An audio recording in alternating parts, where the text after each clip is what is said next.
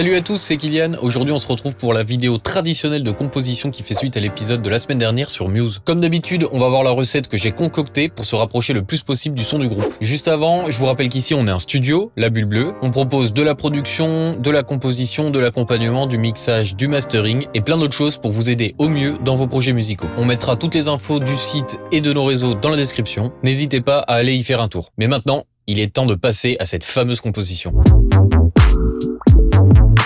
Alors, pour faire du Muse, il nous faut un guitariste. Pour ce morceau, accordage standard avec un son crunchy, type JCM 800 ou équivalent. Un bassiste, accordage standard également avec un bon gros son bien fuzz limite synthé. Un batteur, gaucher, donc tout le kit est dans l'autre sens, avec un son bien punchy, traditionnel rock mais impactant. Pour cet épisode, même si je suis allé chercher des influences sur plein d'albums, l'inspiration principale reste quand même Origin of Symmetry. Comme j'en ai parlé la semaine dernière dans l'épisode de La Bulle, c'est mon album préféré.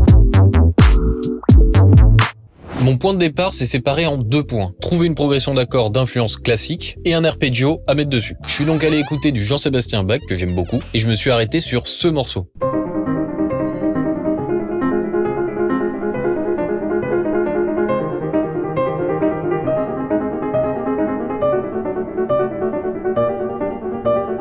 De là, j'ai ouvert un piano et j'ai commencé à retranscrire la progression d'accords de l'intro. Après quelques ajustements pour la rendre un peu plus moderne et pas juste piquer un truc accessoirement, j'ai ouvert Anna 2 pour trouver mon fameux arpeggiator. J'ai trouvé un preset qui me plaisait et qui pouvait faire Muse. Je l'ai retouché un petit peu pour coller vraiment à ce que j'avais en tête et je me suis retrouvé avec ceci.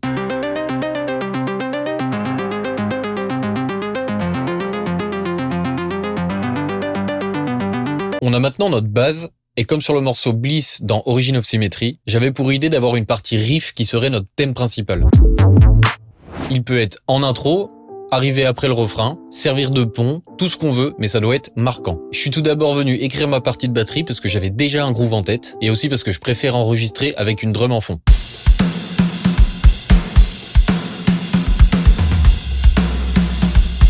Chez Muse, la basse, elle fait à la fois partie de la fondation rythmique, mais aussi mélodique. C'est pour ça que j'ai décidé de jouer un riff groovy, mais en ne jouant pas que la fondamentale. On veut faire danser un peu cette ligne de basse. Pour les guitares, on vient jouer les accords de la progression avec un son crunch moins saturé que ce qu'on pourrait penser.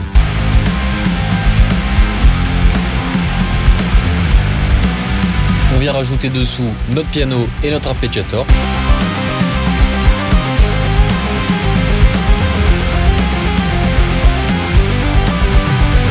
Ensuite, on passe au couplet. Pour la drum, on garde l'énergie assez haute, mais on passe au charlet ouvert.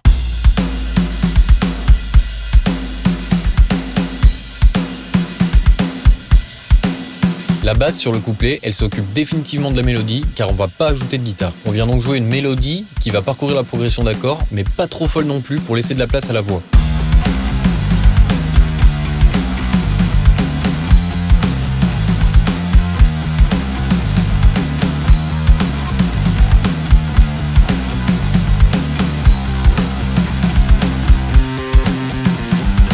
Et on en reste là pour notre couplet, simple, efficace.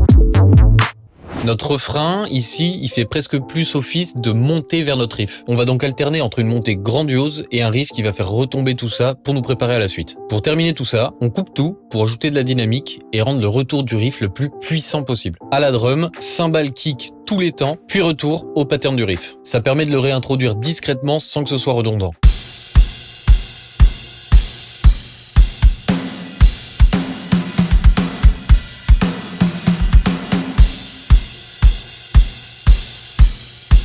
À la basse, on lock tout avec la batterie. Note simple sur la montée et riff sur le pattern.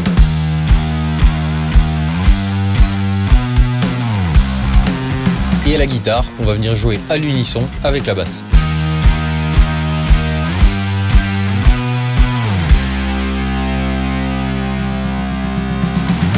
Voilà, on a tous nos ingrédients. On va maintenant venir ajouter la petite sauce sur le dessus, la voix. Pour le chant, il nous faut 3 choses. Un chant puissant et bien rock, des envolées bien dramatiques en voix de tête, et quelques intonations opéra, bien ouverts, larynx bas pour rappeler les inspirations classiques, et aussi faire un peu sa diva. Pour ce qui est du texte, on va venir parler d'oppression. On nous manipule, tout est contrôlé, mais il faut se soulever et agir pour s'en sortir. Maintenant qu'on a tout préparé, il va nous rester à dresser tout ça avec une construction quelconque. Il n'y a pas vraiment de règles chez Muse, ça change tout le temps. On peut rajouter des petits effets par-ci par-là, des samples, bref. Peu importe, on finit ça bien joli, bien propre. Et maintenant, le moment que tout le monde attend, le résultat final.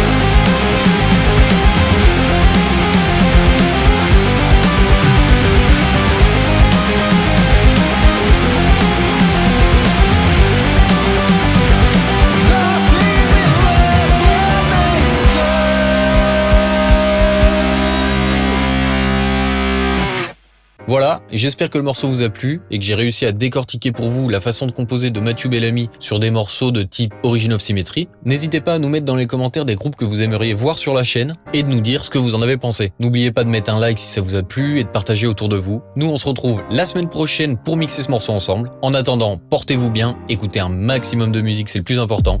Ciao.